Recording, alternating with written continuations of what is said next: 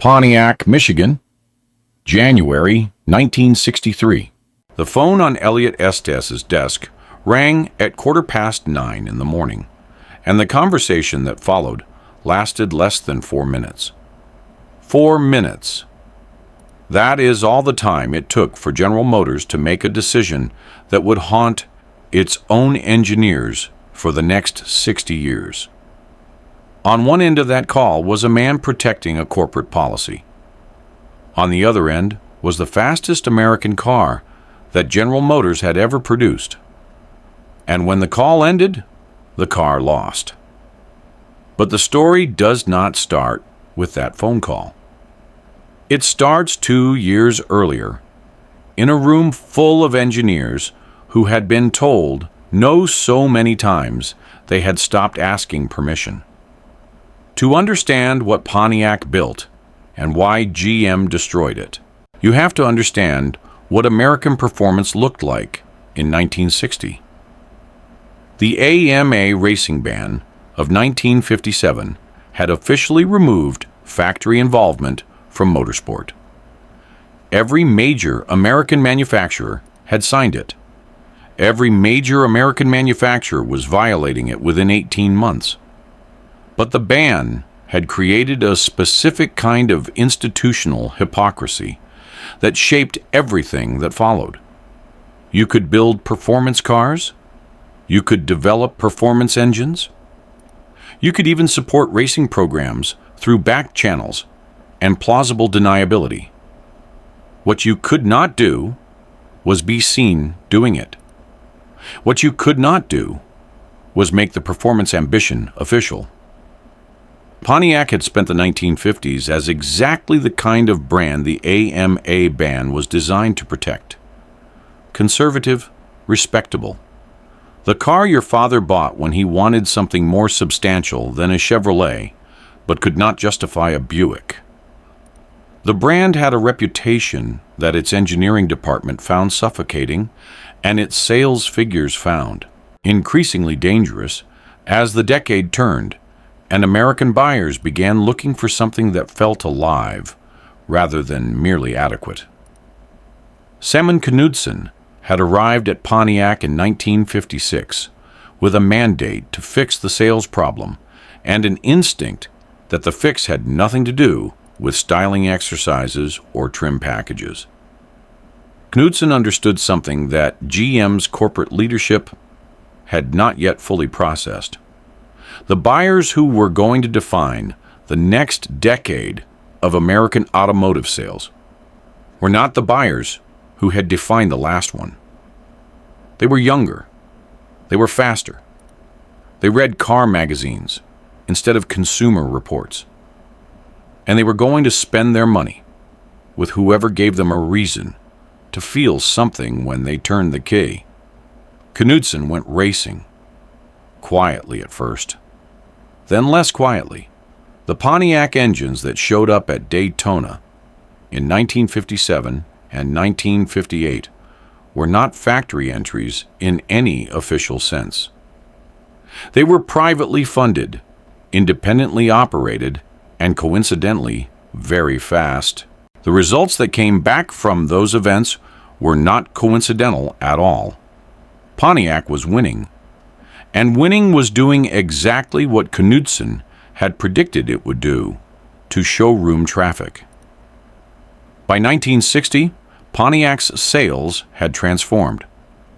The brand that had been bleeding customers to Chevrolet from below and Oldsmobile from above was now the third best-selling nameplate in America. The performance reputation that Knudsen had built through motorsport involvement that technically did not exist had produced commercial results that the 14th floor could not argue with, regardless of how uncomfortable it made them. Then Knudsen left for Chevrolet and handed Pontiac to Elliot Estes, and Estes inherited both the momentum and the problem.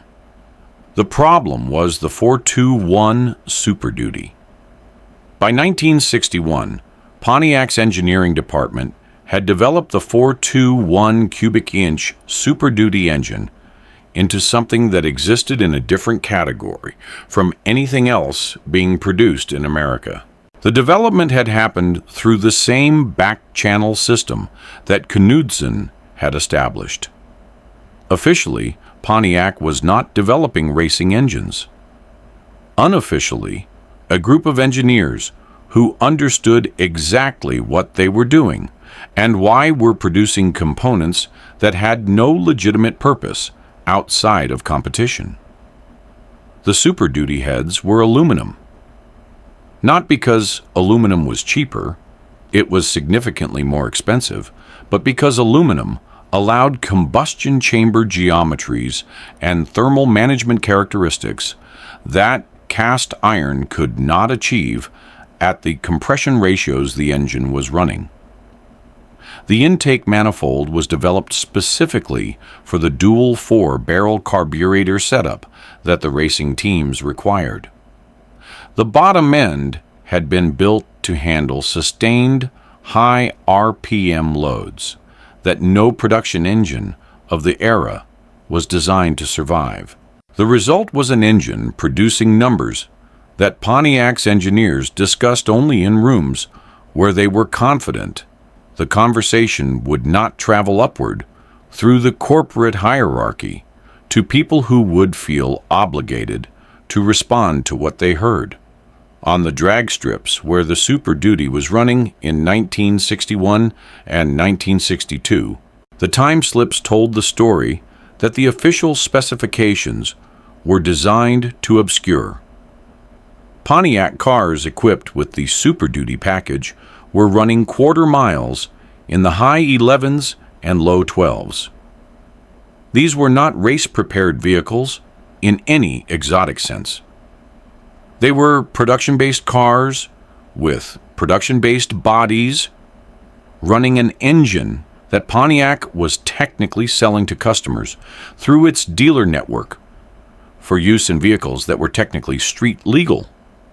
What they actually were was the fastest American cars ever built to that point, and General Motors was about to find out they existed. The AMA racing ban had never been enforced with any consistency. Every manufacturer had found ways around it that were transparent enough that the pretense of compliance had become something close to institutional comedy. But in January 1963, something changed. The pressure from insurance industry lobbying, from safety advocates who were beginning to find sympathetic ears in Washington, and from within GM's own board, where members who had nothing to do with engineering or performance were increasingly uncomfortable with the liability implications of factory-supported racing, that pressure reached a threshold that produced a response. The response was a memo, then a phone call. GM's corporate leadership issued a directive that the AMA racing ban would be honored. Not technically honored the way it had been honored for the previous 5 years. Actually honored. Factory involvement in racing would end. Factory support for racing engine development would end. The engines that had been developed for competition purposes would be discontinued or transitioned to configurations that could be justified on grounds other than racing performance. Elliot Estes received that directive and understood immediately what it meant for the Super Duty program. He made the call. The engineers who had been developing the 421 Super Duty heard the news, the way people hear news, that they had been expecting long enough that the actual arrival of it does not produce surprise, so much as a specific kind of exhaustion. They had known this was possible. They had known that the back channel system that had protected the program had always been vulnerable to exactly this kind of corporate intervention. They had built what they built in the time they had because they understood that the time might not last. What they had built was significant enough that the ending felt disproportionate to the cause. The Super Duty program was discontinued. The aluminum components that had been in development for the next generation of the engine were shelved. The racing teams that had been running Pontiac machinery were told that the factory support they had been receiving through channels that officially did not exist would no longer be available through channels that officially did not exist either. 4 minutes. The fastest American car ever built, discontinued in less time than it takes to drink a cup of coffee. But here is what GM did not account for. The engineers who built the Super Duty did not forget what they had learned. The knowledge that had accumulated through 2 years of competition development doesn't disappear when a program is canceled. It lives in the people who did the work, in the calculations they ran, and the casting problems they solved, and the dyno sessions where they stood watching numbers that told them they had found something real. Those engineers went back to their desks, and they started working on something that the corporate directive had not specifically prohibited. Something that used everything the Super Duty program had taught them, but packaged it in a form that could survive the institutional environment that had just canceled everything they had been doing. The result arrived for 1964 in a form that nobody at GM's corporate level had been paying sufficient attention to prevent. Pontiac took the full-size Catalina platform and put it aside. They looked instead at the intermediate, the Tempest, a smaller, lighter car that had been developed as a compact and had never been intended as a performance vehicle by anyone involved in its original design. The Tempest had a wheelbase that made it nimble in a way that the full-size cars could not be. It had a weight that the big block engines of the era could move with a mechanical authority that physics made straightforward. John DeLorean was the engineer who saw what the combination could be. DeLorean had been part of the Super Duty development. He understood what the 421 had been capable of, and he understood that the lessons learned in that program had direct application to what he was now thinking about. He proposed installing the 389 cubic inch engine, a full-size car engine, into the intermediate Tempest body. GM's corporate policy technically prohibited engines over 330 cubic inches in intermediate vehicles. The policy existed specifically to prevent the kind of performance escalation that DeLorean was proposing. DeLorean understood the policy. He proceeded anyway, not by violating it directly, but by working through the specific institutional mechanisms that allowed divisional engineers to move faster than corporate policy could respond. The 1964 Pontiac GTO arrived with a 389 cubic inch engine in an intermediate body. It arrived with a tri-power carburetor option that turned the already substantial output into something that the competition had no immediate answer for. It arrived with a name borrowed from Ferrari and an attitude that had nothing to do with the conservative respectability that Pontiac's institutional identity had been built on.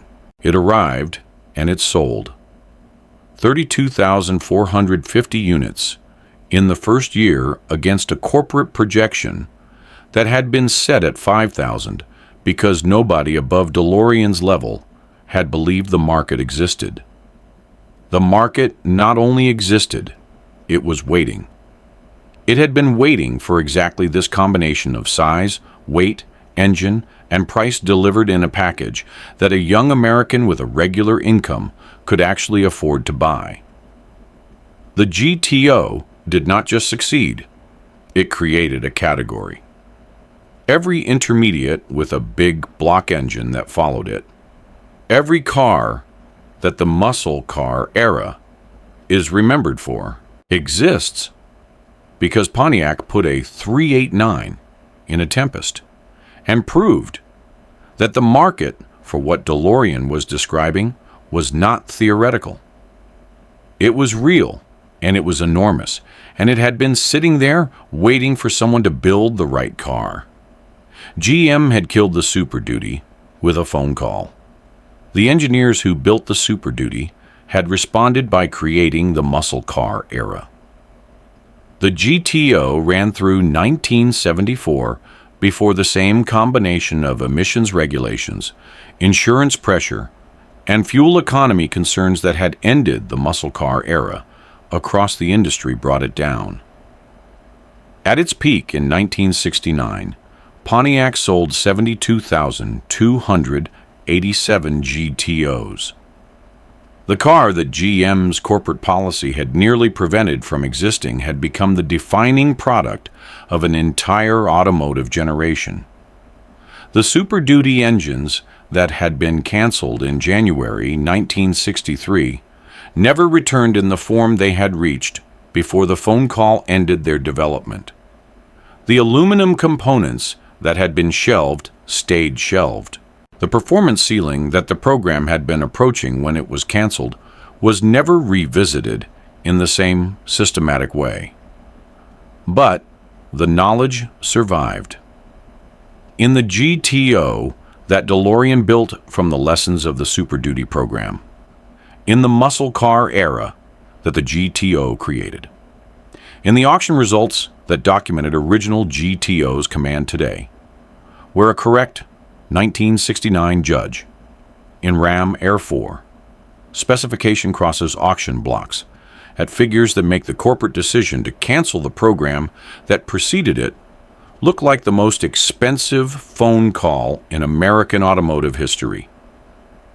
GM made that call to protect its institutional order, to keep performance in its assigned place, to ensure that the hierarchy that placed Chevrolet at the top of the performance conversation remained undisturbed by what Pontiac's engineers were building in programs that officially did not exist. What GM got instead was the muscle car era, built by the engineers they had tried to stop, using the knowledge they had tried to cancel. In a car that the corporate projection said would sell 5,000 units and sold 32,000 in its first year alone. They killed it with a phone call. The engineers built it back with a 389 and a borrowed Ferrari name. And 60 years later, the phone call is forgotten. The GTO is not.